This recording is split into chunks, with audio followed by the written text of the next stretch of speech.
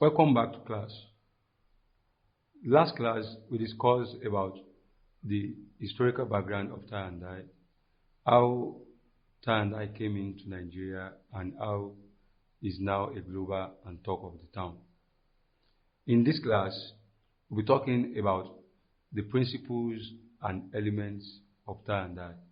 That is, the code and conduct that guides the procedures and Adire making.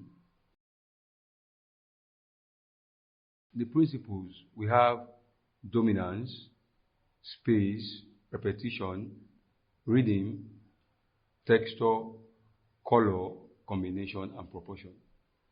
At first, I would like to talk about dominance.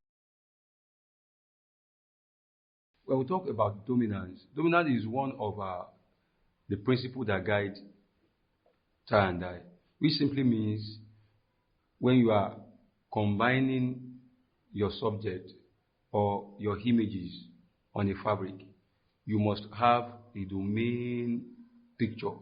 That is, a big picture.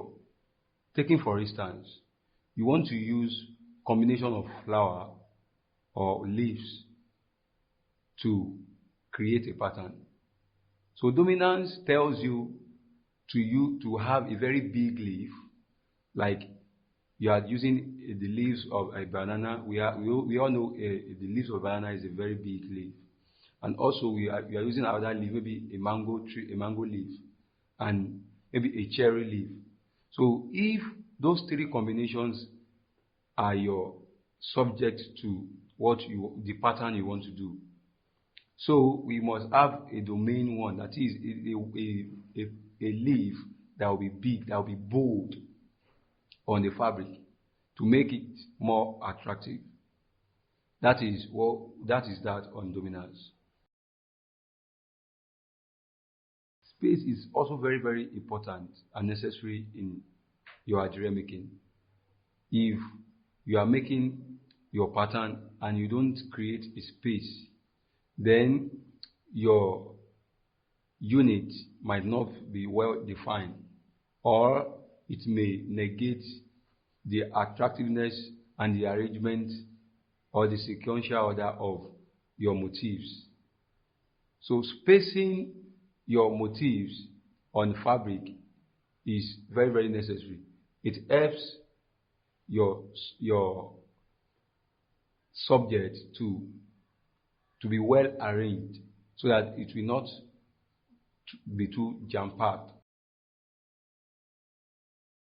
On the list, we also have repetition.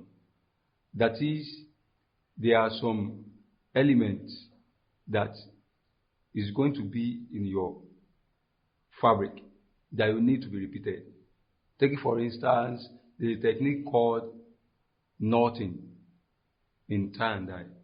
If you are knotting, you can't just knot just once and leave it like that. Knotting really requires this repetition we are talking about. When you are knotting, you must repeat beat by beat to make it more sequential. So repetition also is one of the principles that guides Adire making. Rhythm is the flow of your total combination of motifs. When you are bringing different sort of motif on your fabric, take it for instance, what I'm putting on now, you can see the likes of cowrie and some bubbles and pebbles on my fabric here. So when you are bringing out motifs together, also we have texture. Texture simply means the smoothness and roughness of any surface. But when it comes to tie and dye also requires you of a very good texture. Because if you don't get a good texture or fabric material, it could affect some techniques in Adire making. Getting a very good fabric texture will assist you to project better using especially when using raffia strength to do your tie and dye. So your texture also is very, very important when making your tie and dye. In history earlier, we talked about using one color to different types of color. Now, when varieties of color came in, combining colors is very, very necessary. But there's a way you combine colors. Bringing color harmony together, that is, color of the same family background that goes with one another, is very, very necessary. Like using of yellow with red, using of lemon green with purple, using of violet with the likes of pink and other light colors. So all this color combination makes it more harmonious. Many people believe proportion is only meant for drawing and paintings, but also proportion is very necessary when you are bringing together your motifs, most especially when you are doing a technique called batik.